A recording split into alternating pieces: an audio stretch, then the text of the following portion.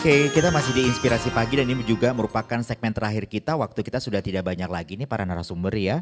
Dan kita juga didengarkan di www.moveonradio.com, juga di 97,9 Siro Huda Deli Serdang, dan juga di 103,9 Radio Pandawa FM Tanjung Pinang ya. Dan di segmen terakhir ini pertanyaan tadi sebelum saya break, saya sampaikan bahwasanya ada Wina di SM Raja beberapa hal yang ingin ditanyakan berkaitan dengan Bansos HAM katanya. Yang pertama, apakah mendapatkan bantuan sosial termasuk bagian dari hak asasi manusia? Lalu jika ada warga tidak mampu yang tidak dapat bansos, apakah itu berarti haknya dilanggar?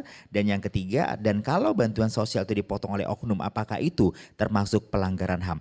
Saya arahkan pertanyaan ini ke Dr. Flora sekaligus juga menjawab dan closing statement tentunya. Silakan Bu Flora. Terima kasih Bang Jaki, itu pertanyaan yang sangat menarik loh. Sangat menarik dan itu terjadi di lapangan. Jadi dari pertanyaan bansos ini ada dua hal yang kita bisa lihat. Pemberian bantuan sosial itu dari sudut pandang hak asasi manusia adalah pemenuhan HAM. Oke. Nah, pemenuhan HAM itu hak atas kesejahteraan dan itu dijamin oleh pasal 28 di Undang-Undang Dasar Negara Republik Indonesia itu tentu. Dan juga di pasal 34, itu kita harus ingat itu ya, yang menyebutkan bahwasanya fakir miskin dan anak terlantar itu dipelihara oleh negara. Di sisi lain itu juga ada itu standar hidup layak itu kan ada itu di Konvensi Ekonomi Sosial Budaya ya terkait hak asasi manusia. Maka pemberian bantuan sosial itu merupakan bagian daripada pemenuhan hak asasi manusia. Tapi berbicara bantuan sosial ini apakah berpotensi enggak itu terjadi pelanggaran? Berpotensi.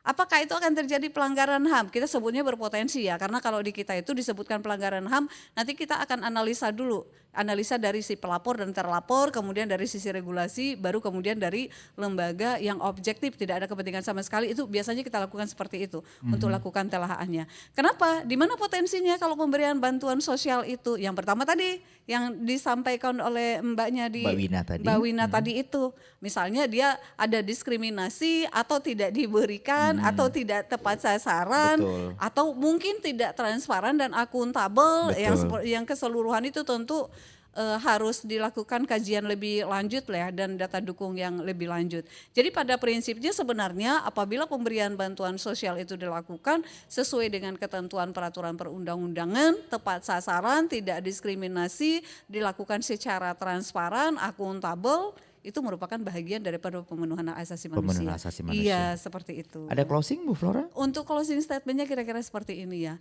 Kesadaran HAM masyarakat itu sangat dibutuhkan. Itu menjadi sangat penting untuk menjadi cara nanti, untuk menjadi kompas moral bagi masyarakat itu mengarah dan menuju ke arah tatanan masyarakat yang makmur, berkeadilan, bermartabat, termasuk juga kesadaran HAM ini dari unsur pemerintah sebagai masyarakat gitu ya, dan juga ASN juga. Jadi seluruh stakeholder itu juga diperlukan upaya-upaya sesuai dengan tugas dan tusi mereka masing-masing tentu untuk mengarahkan masyarakat ini dan mengimplementasikan prinsip-prinsip HAM itu sendiri di dalam pelaksanaan tugasnya. Dengan harapan nanti semakin tinggi kesadaran HAM masyarakat, maka tentu kita berharap potensi adanya pelanggaran HAM sehingga masyarakat tidak akan ada lagi yang terpinggirkan ataupun yang terabaikan. Dan ini nanti secara nasional menjadi citra kita, jendelanya Indonesia itu, gambaran Indonesia itu ke dunia luar, seperti itu. Terima kasih Dr. Flora Nenggolan tentunya selaku Kakanwil Kementerian HAM Sumatera Utara, Wilayah Kerja Sumatera Utara dan Kepulauan Riau. Saya mau berpindah dulu ke Dr. Cynthia. Saya ingin Anda juga menyorotin sedikit bicara masalah bansos ini. Apakah Spasi juga pernah menghandle untuk laporan tentang bansos ini sekaligus juga closing statement?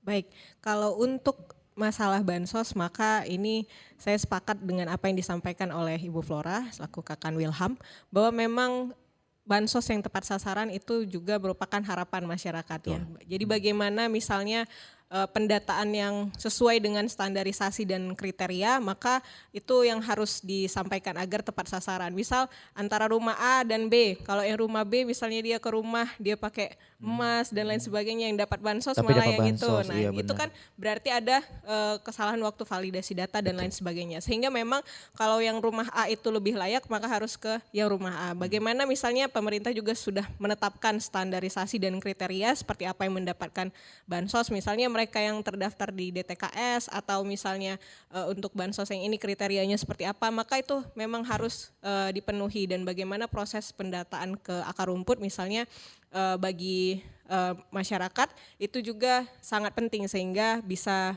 mencapai tepat sasaran tadi.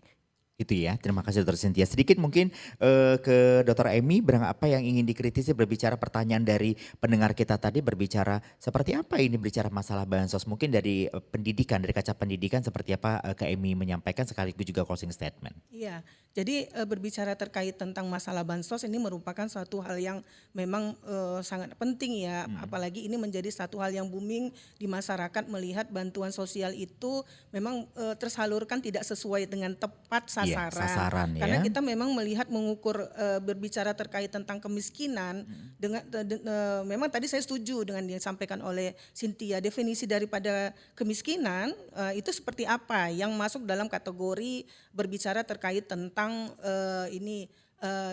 bantuan-bantuan sosial yang diberikan terhadap masyarakat yang harusnya tepat sasaran. Jadi memang di dalam hal pendataan itu adalah satu hal yang penting karena kita melihat, karena saya berbicara dari segi dunia pendidikan, karena kalau berbicara di dalam hal pelaksanaan implementasikan itu kan harus ada dasarnya, justifikasinya apa. Memang benar dikatakan kalau kita berbicara secara filosofinya ini kan berbicara tentang terkait tentang pemenuhan HAM, hak segi kemanusiaannya begitu. Tapi di dalam segi yuridisnya ini memang ada aturan, ada norma, ada undang-undang yang mewajibkan pemerintah dalam hal ini harus hadir di dalam hal ini. Nah, tapi di dalam hal persoalan bagaimana penegakan implementasi di masyarakat, nah ini yang harus benar-benar tepat sasaran dengan adanya data-data. Jadi data itu sangat penting. Apapun segala hal itu kalau tidak datanya itu akurat, itulah yang memunculkan adanya kekhawatiran-kekhawatiran seperti yang tadi disampaikan pertanyaan yang seperti tadi. Karena itu data merupakan hal yang penting. Makanya kalau kita di dunia pendidikan dalam sebuah Tridharma perguruan tinggi itu sangat penting dalam melakukan penelitian.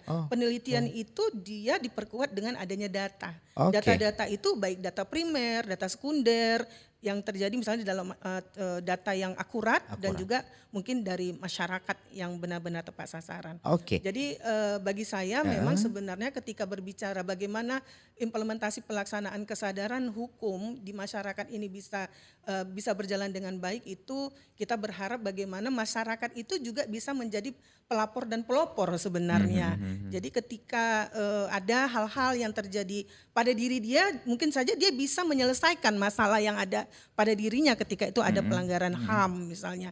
Dan ketika dia melihat ada pelanggaran-pelanggaran yang terjadi di masyarakat juga dia mampu menjadi pihak yang ke depan yang bisa menyuarakan aspirasi, kemudian bagaimana bisa mengimplementasikan penegakan dan nilai-nilai P5 HAM itu dalam hidup dan kehidupan di masyarakat. Sampai di situ aja mungkin ya. Terima kasih Kak Emy, sudah cukup lengkap sekali dan kita harap semuanya pendengar-pendengar kita dan juga nanti menyaksikan kita di podcast kita dan juga tadi yang menyaksikan kita di live TikTok dan mendengarkan kita juga di beberapa stasiun radio, kita akan sama-sama sebenarnya bukan hanya tanggung jawab narasumber yang di sini saja, tapi sebenarnya tanggung jawab semua kita ya, memang yang dikatakan bahwasanya HAM itu merupakan suatu hal yang melekat dan fundamental seperti itu ya. Setuju ya untuk narasumber saya semuanya. Terima kasih untuk narasumber yang sudah terlibat bersama kita untuk pagi hari ini. Terima kasih juga untuk Pote House Cafe All and Day Dining di Jalan Dr. Mansur nomor 98 Medan. Untuk 97,9 Sirauda FM juga terima kasih. 103,9 Radio Pandawa FM Tanjung Pinang juga terima kasih.